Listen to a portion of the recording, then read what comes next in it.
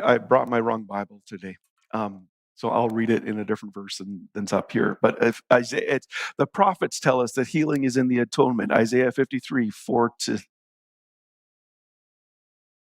yeah, here it is, 4 to 5. Surely he took our infirmities and carried our sorrows.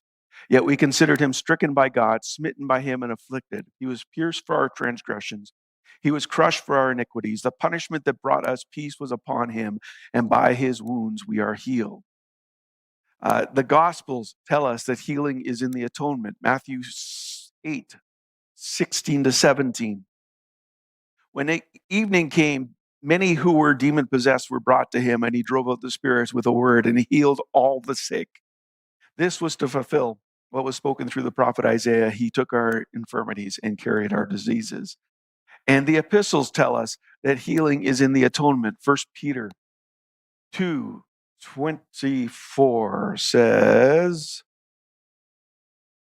he himself bore our sins in his body on the tree, so we might die to sins and live for righteousness. For by his wounds you have been healed.